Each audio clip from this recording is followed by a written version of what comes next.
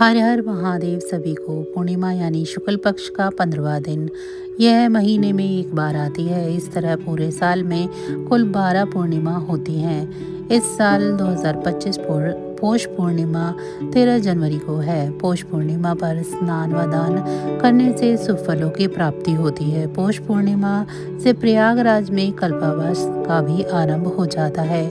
इस दिन किसी पवित्र स्थान पर स्नान करने से मनुष्य पाप मुक्त होकर स्वर्गलोक में जाते हैं। सनातन धर्म में कोई भी व्रत व उपवास बिना व्रत कथा के अधूरा माना जाता है।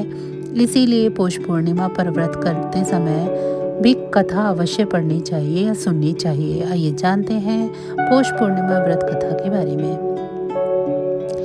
एक समय की बात है, एक गरीब ब्राह्मण दंपति एक छोटे से गांव में रहते थे।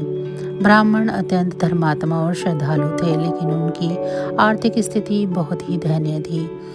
ब्राह्मणी भी अत्यंत धर्मपरायण और पवित्रता स्त्री थी। वह दोनों भगवान की उपासना और पूजा अर्चना किया करते थे, लेकिन उनकी गरीबी खत्म नहीं हो रही थी। एक दिन ब्राह्मण ने अपने गांव के पुजारी से अपनी समस्या बताई। पुजारी ने ब्राह्मण को पूर्णिमा व्रत करने का सुझाव दिया। उन्होंने बताया कि पूर्णिमा के दिन व्रत करने और भगवान विष्णु की पूजा करने से सभी कष्ट दूर हो सकते हैं और आर्थिक स्थिति भी मजबूत हो सकती है।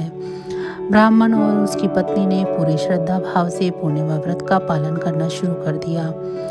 वो इस दिन उपवास रखते, स्नान कर भगवान विष्णु की पूजा करते और रात को चंद्रमा को अर्घ्य देकर ही व्रत खोलते थे।